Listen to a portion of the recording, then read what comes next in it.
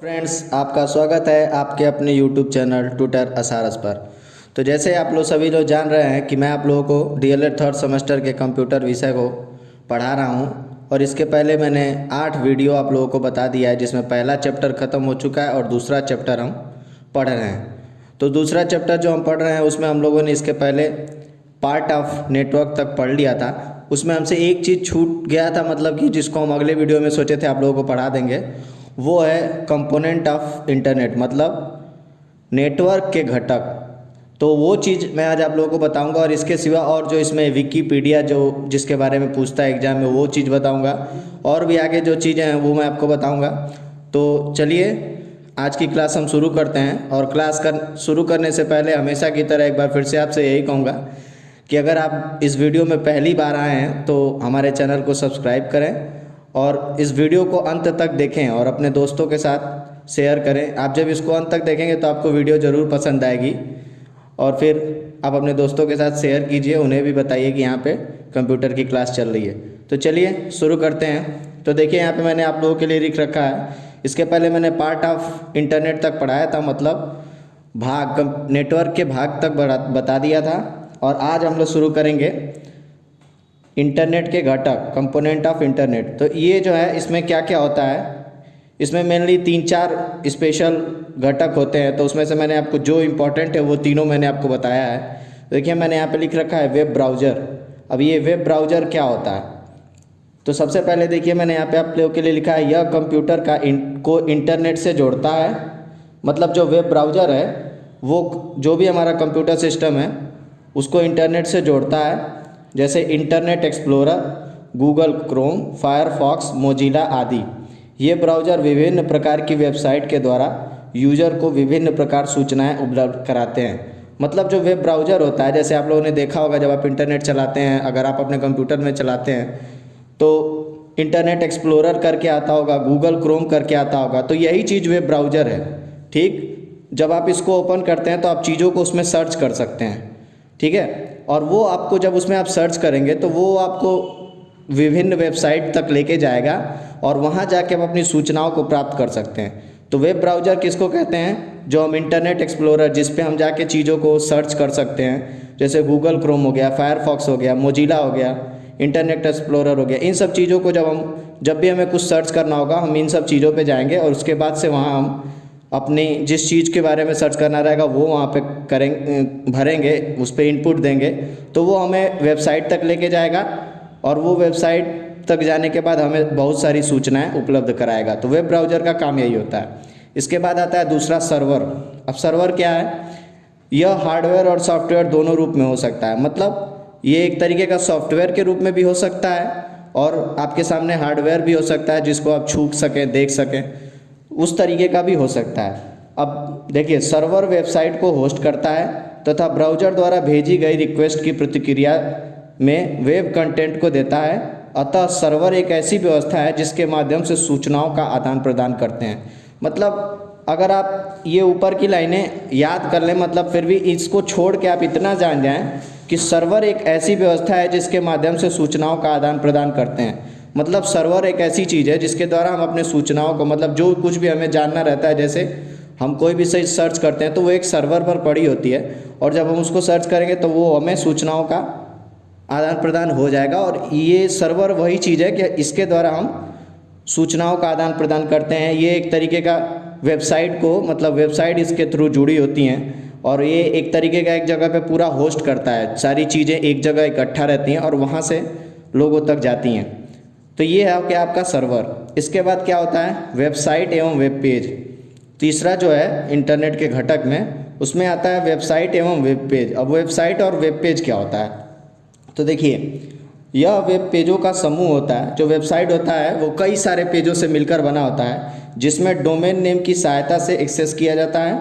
Text सूचनाओं को ऐसा फाइल जिसे HTML का प्रोग्राम कर बनाया जाता है वेब पेज कहलाता है। मतलब वेब पेज जो भी चीज़ हम इंटरनेट पे देखते हैं, जैसे गूगल लिखा हुआ देखते हैं, तो वो एक तरीके की कोडिंग है। कोडिंग के द्वारा ही हमें गूगल इतना रंग बिरंगा दिखता है। कभी उसमें आपने देखा होगा कहीं लाल कलर होता है, फिर उसके अंदर पीला कलर भी होता है। जो गूगल लिखा हुआ है एक अलग अलग कलर के थ्रू लिखा हुआ है। ये कैसे होता है, ये एक तरीके की HTML की कोडिंग है। जो HTML क्या होता है देख लीजिए, मैंने आप लोगों के लिए फुल फॉर्म लिखा है, हाइपर टेक्स्ट मार्कअप लैंग्वेज। तो मतलब ये एक तरीके का कंप्यूटर भाषा है, कंप्यूटर की लैंग्वेज है, और इसी के थ्रू मतलब इसमें प्रोग्रामिंग लैंग्वेज है एक तरीके से, पूरा कोडिंग लिखी होती है, और उसी कोडिंग के अकॉर्डिंग जब कोडिंग किया जाता है तो वो सामने हमें चीज़ें दिखाई देती हैं। जैसे कंप्यूटर के अंदर जब हम कोडिंग करेंगे तो वो फिर आउटपुट दे के हमें सारी चीज़ें दिखाएगा। तो देखिए यहाँ पे मैंने लिखा है, यह वेब पेजों का समूह होता है जिसमें डोमेन नेम की सहायता से HTML एक्सेस किया जाता है। मतलब कि टेक्स्ट फाइल पूरी तरीके से इसमें एक HTML के कोडिंग के रूप में इसमें इकट्ठा रहती हैं, और फिर जब हम उसको यूज करते हैं तो वो ही हमें एक वेब पेज पे पूरी तरीके से खुल के आता है। तो वो जो भी चीज़ें हमारे सामने खुल के आती हैं उसकी एक अपनी कोडिंग हुई रहती है जो कि HTML द्वारा हुई रहती है। हमें कोडिंग नहीं दिखता है, हमें उसका आउटपुट वर्जन दिखता है। अंदर जो भी पूरा सिस्टम होता है वो एक तरीके का पूरी तरीके से कोडिंग पे काम करता है। तो यही होता है हमारा वेबसाइट, जिसके अंदर कई सारे वेब पेज रहेंगे। जैसे जब भी हम जो भी चीज़ हम जहाँ सर्च करते हैं, एक वेबसाइट पे सर्च करते हैं, जब हम उस पर सर्च करते हैं तो उसके बाद उसकी अंदर की पेज आती है, तो वो सब एक कोडिंग के थ्रू उसमें जुड़े रहते हैं। और उसी कोडिंग, वो कौन सी कोडिंग होती है, वो HTML की कोडिंग होती है। तो ये आपका रहा वेबसाइट और वेब पेज क्या होता है। अब इसके बाद देखिए वेबसाइट को हम अलग से एक बार पढ़ लेते हैं क्या होता है। तो देखिए मैंने आप लोगों के लिए लिख रखा है, वेबसाइट एक फाइलों का संकलन है जिसे वर्ल्ड वाइड वेब कहा जाता है। मतलब वेबसाइट का ये मतलब हुआ कि जैसे इसमें पूरी तरीके से सारी इन्फॉर्मेशन हर एक पेज की तरह एक दूसरे से कनेक्ट होती हैं, और जिसे वर्ल्ड वाइड वेब इसलिए कहा जाता है कि इसको हम जहाँ जब चाहें जैसे चाहें सर्च कर सकते हैं, तो इसीलिए इसको वर्ल्ड वाइड वेब कहा जाता है। इसे होम पेज भी कहा जाता है, मतलब वेबसाइट को आप होम पेज भी कह सकते हैं। होम पेज से अन्य सभी पेजों की साइट प्राप्त हो जाती हैं।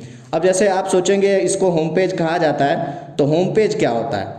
तो होम पेज मतलब ये कि होम पेज आपको एकदम सामने जैसे ही आप कुछ सर्च करेंगे तो आपको पहला पेज दिखेगा, तो वो चीज़ होम पेज हो गया। अब उसके अंदर आपको एक एक करके पेज है, जब आप उस पर क्लिक करेंगे तो आप दूसरे पेज तक पहुंचेंगे, फिर उसके बाद पेज क्लिक करेंगे, अगला पेज क्लिक करेंगे तो तीसरे तक पहुंचेंगे। तो जो पहला पेज है वही होम पेज है। तो यही चीज़ आती है वेबसाइट के अंदर, ठीक है। अब देखिए जैसे एग्जाम्पल ले लेते हैं, जैसे DRS के लिए वेबसाइट का होम पेज होगा क्या होगा। तो आप लोगों ने देखा होगा कोई भी चीज़ आप सब सर्च करते हैं तो आपको http://www.dps.com, तो ये एक तरीके का वेबसाइट हुआ। जब आप इसको खोलेंगे गूगल क्रोम पे जाके या इंटरनेट एक्सप्लोरर पे जाके, किसी भी चीज़ पे जाके, जो भी सर्च इंजन की तरह होता है, जो भी वेब ब्राउज़र है आपका, उस पे जाके आप जब सर्च करेंगे www.dps.com, तो आप इस होम पेज से होम पेज के अंदर चले जाएंगे। उसके बाद आप उसके अंदर आपको और सारी चीज़ें पेज देखने को मिलेगा, फिर आप उन पेज को खोल के दूसरी जगह पहुंच सकते हैं।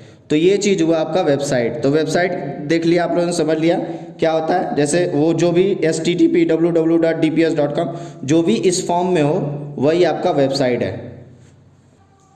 अब इसके बाद देखिए, इसके बाद आपके सिलेबस में विकीपीडिया। अब विकीपीडिया क्या होता है, तो देखिए यहाँ पे मैंने आप लोगों के लिए लिखा है, यह एक ज्ञानवर्धक वेबसाइट है जिस शिक्षा जगत से जुड़ी हुई समस्याओं को दूर करने की चेष्टा तकनीकी सुविधाओं से यह वेबसाइट करती है। वेबसाइट की मदद से वेब पृष्ठों को किसी भी पृष्ठ सामग्री से जोड़ा जा सकता है, और इसके लिए वेब ब्राउज़र का प्रयोग किया जाता है। अब देखिए विकीपीडिया क्या है, मतलब हम जो कुछ भी आज के समय में जानना चाहते हैं तो हम उसको सर्च करते हैं, तो वो एक जगह पे कहीं ना कहीं पड़ा होगा, तो वही चीज़ विकीपीडिया है।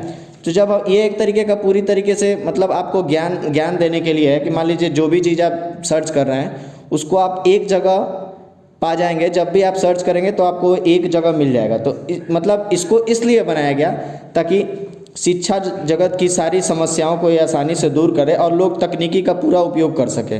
और देखिए अब विकीपीडिया में क्या होता है, जब विकीपीडिया पे आप सर्च करेंगे तो उसमें एक पेज से कई सारे पेज लिंक रहते हैं। मान लीजिए आपको इस पेज पे नहीं समझ पे आ रहा है तो दूसरे पेज पे आप जा सकते हैं, वहाँ पे कई सारे, और हो सकता है कि एक पेज का पार्ट आपको दूसरे पेज के पार्ट पे दिया हो। तो यही चीज़ विकीपीडिया में है कि वहाँ पे कई सारे आपको वेब पृष्ठ एक साथ लगे हुए मिलेंगे और आपको बारी बारी से आप उसका यूज कर सकते हैं। आप वेब ब्राउज़र पर जाके सर्च कर सकते हैं और विकीपीडिया से चीज़ों को आसानी से पढ़ सकते हैं। तो ये है विकीपीडिया, मतलब एक तरीके ज्ञानवर्धक वेबसाइट है। और ये शिक्षा से रिलेटेड सारी समस्याओं को दूर करने के लिए बनाया गया है। उसके बाद आपके सिलेबस में क्या है, ओपन डिजिटल एजुकेशनल रिसोर्स। अब ये क्या है, मुक्त डिजिटल शैक्षणिक संस्थान आपके सिलेबस में ये भी दिया गया है पढ़ने के लिए। मतलब आप देखे होंगे कि इस टाइम जो भी शिक्षा जगत में है बहुत सारे ओपन चल रहा है, मतलब ऑनलाइन लोग फ्री में पढ़ लेते हैं, कंटेंट अवेलेबल हो जाता है, लोग पढ़ लेते हैं। जैसे कि मैं आपको पढ़ा रहा हूँ, ये भी एक तरीके का डिजिटल एजुकेशन रिसोर्स हो गया कि मैं आपको ऑनलाइन चीज़ें प्रोवाइड कर रहा हूँ और आप पढ़ रहे हैं। ये है डिजिटल, मतलब मुक्त डिजिटल शैक्षिक संस्थान। देखिए मैंने आप लोगों के लिए यहाँ पर लिख रखा है, यह एक ऐसा शिक्षण अधिगम अनुसंधान संस्थान है जो सार्वजनिक ज्ञान क्षेत्र अथवा रचनात्मक क्षेत्र में रहते हैं तथा वेब पर सभी के लिए स्वतंत्र रूप से उपलब्ध रहता है।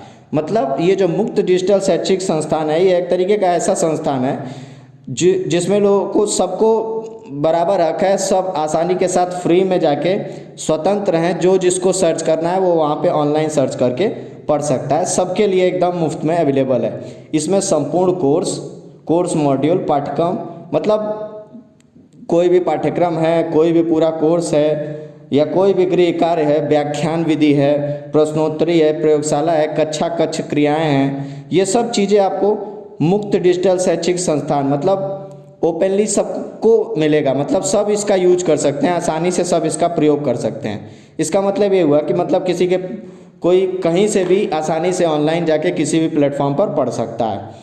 इसमें संपूर्ण विश्व से संबंधित शैक्षिक सामग्री को ऑनलाइन संग्रहण होता है। मतलब पूरे विश्व, मतलब पूरा विश्व आपको ऑनलाइन, आप इजीली हर चीज़, जहाँ आप यहाँ हैं लेकिन आप कहीं दूर के भी टीचरों से आसानी से आप अपने घर बैठ के आराम से पढ़ सकते हैं।